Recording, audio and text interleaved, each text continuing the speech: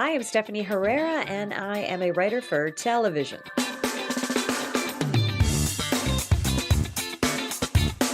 I have always been writing ever since I was a kid. When I went to York University, I took playwriting, and then took screenwriting at night. And then throughout my life, I've just been taking a lot of writing courses. I've taken fiction and nonfiction and kids writing and, the gambit. So it's always been something that's been in my blood. I wrote a book on improv. I couldn't just do improv. I had to write a book about it's called The 10 Commandments of Improvising. So writing is just always something. And then in between life in general, I've always written for, whether it's copy for commercials or, and sketch, and then some people have asked me to write like short films and that kind of stuff. But also blogging and articles for newspaper magazines and that kind of stuff. So I've always been really interested in sharing information, ideas, whether it's creative or education based. Always love writing. Well, I come from the theater. That's kind of my base. It was a one-woman show that I did for the Fringe, and so that was a great kind of pat on the back because I love theater in general. But it was just me and my accompanist on stage, and I wrote a musical. And even though I tried to give credit to the people that helped me write the music, they're like, no, you can say, I arranged it, but really I was singing into my phone and sending them tapes. And like, I came up with another song, and then they would just, underscore it for me. But so I wrote a one-woman musical play, autobiographical, and it was great. I got the coveted 4 N's from Glenn Sumi from Now Magazine. A lot of people came out. I got radio interviews, and it was just a really wonderful experience to be able to share something that was very personal and see it through. I mean, the Fringe Festival is a lottery, like you never know. And then it was like, you won. I'm like, oh my God, I got to write a play. So it was a really neat experience to go through that. I think it's because I've now done these 3 writers' rooms that the first thing I have to do is not only pitch, which I find absolutely fun because that's where the improv comes in. Oh, this idea, that idea, and this can happen. So that's the fun and easy. All of them demand outlines, and I've never used outlines before, so that has really shown me the great strategy it provides, the guideline, to the point that when I've submitted outlines and then it's come back to me and they've filled in things that they want, it's so easy to just fill in dialogue and just, putting interior, exterior, like just the scene heading, it goes so much faster. So that taking that time to do the outlines, I think has been great. And it's also saved me a lot of time. For example, I've been working with Kolbinder for a Christmas movie or a Hallmark of some sort, or a romantic comedy. And we've gone through so many iterations of outlines and changing different things so many times that I look back now going, oh my God, could you have imagined if I had written that 120 pages or 90 pages and then have changed everything? It's so much better to work with that, I think we got 6 pages once in an outline for Hallmark. It was like literally the beats were broken down. So I'm like, thank God for outlines.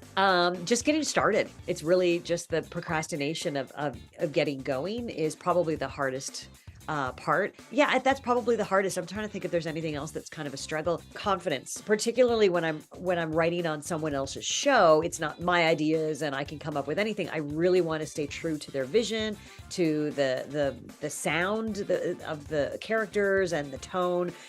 So sometimes I get a little nervous that, am I doing the right thing? And so as soon as I submit, I'm always like, biting my nails when they're like, okay, well, we looked at it, and I'm like, oh no. And then it's like, it was great. I'm like, oh, thank God. So it's that constant fear that it's not going to be what they're looking for, which is it battles. A lot of people battle that imposter syndrome or whatever that I have to battle a lot. I love horrible characters. I grew up on Seinfeld. Seinfeld is just like this whole concept of terrible people that you root for. I really love that. I love that kind of dark comedy kind of side of things. So things like Corporate, Mythic Quest kind of has those characters. Succession, like I'm just enamored with terrible people. I wish I was smart enough to write on like The Good Place. Like, I mean, Michael Schur is like phenomenal, and that's where I kind of came from when I was at York University. I was writing and playwriting, but I did a double major with humanities, which is the American philosophy, or what do they call it in the States? Yeah, philosophy and things like that. So I was reading Freud and Dostoevsky and Nietzsche, and that I was studying that side. So it really colored a lot of my writing during my university years. And watching The Good Place, I'm like, laughing at when they're making references. But Socrates said, I'm like, oh, that's so true. Socrates did say that. Like, I'm laughing as this philosophy major, if I may. And that's what I would love to be able to take some of the smarts that I had and put it that way at sort of a higher caliber writing. I think right now, Rennie's is the longest one I've been really working at, and that's my experience at Renaissance fairs.